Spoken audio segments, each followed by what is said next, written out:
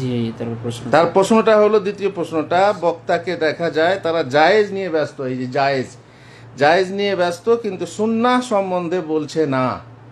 মানে ফাঁক খুঁজছে, খালি ফাঁক খুঁজছে। হালকা ফায়দাইন করা সুন্নত, না যদি করি সমস্যা আছে।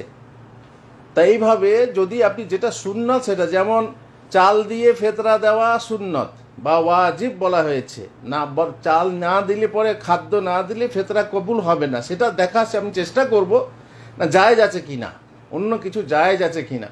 জায়েজটা খুঁজতে মানুষ চায়, কিন্তু স্বভাবটা খুঁজতে চায় না। সুন্নত পড়তে হয়, তাহিয়াতুল মসজিদ পড়ে মসজিদে বসতে হয়, জায়েজ আছে কিনা বসা, শুধু জায়েজটা দেখলে তো হবে না। জায়েজ আছে কোনো সময়ে, হ্যাঁ আপনার অসুবিধা আছে, পারছেন না, তখন জায়েজ হয়ে যাবে, যেমন একটু আগেই বললাম, না জায়েজটা জায়েজ হয়ে যাবে। কিন্তু আপনি খুঁজবেন সবসময় সুন্নাহ কোনটা, কোনটা সওয়াব কোন। এমনকি সালাফরা বলেছেন যে তুমি মাথা চুলকাবে, সেটাও যদি সুন্নাহ পাও যে মাথা কিভাবে চুলকাতে হয়, তাহলে সুন্নাহ অনুযায়ী মাথা চুলকাও। এই যেমন প্রশ্ন করে আকিকা ব্যাপারে, আমার ছেলে হয়েছে একটা বড় গরু দেবো, গরু দিয়ে আকিকা দেবো, জায়েজ আছে কিনা। আর ভাই জায়েজটা কেন খুঁজছো, সুন্নতটা খুঁজে, দুটো ছাগল দাও, অল্প খরচে হবে। এত না আমি অনেক লোক খাওয়াবো, তাহলে তোমার ইবাদত থেকে তোমার মনটা সরে যাচ্ছে।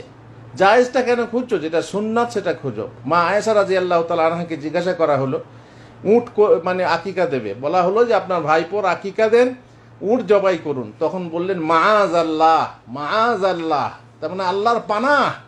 আল্লাহর পানাহ মানে কি, যে আমি এটা করা থেকে আশ্রয় প্রার্থনা করছি, যেহেতু রাসূলুল্লাহ সাল্লাল্লাহু আলাইহি সাল্লাম বলেছেন আনিল গোলামি শাতানি মুকাফিয়াতান, যে মানে শিশু বাচ্চার পক্ষ থেকে দুটো সমমানের ছাগল বা ভেড়া দিতে হবে। তো সুন্নাহ, আর অন্য বর্ণনায় আছে ওয়ালাকিন্না সুন্নাহ, ওয়ালাকিন্না সুন্নাহ, কিন্তু সুন্নাত হলো দুটো ছাগল দেওয়া।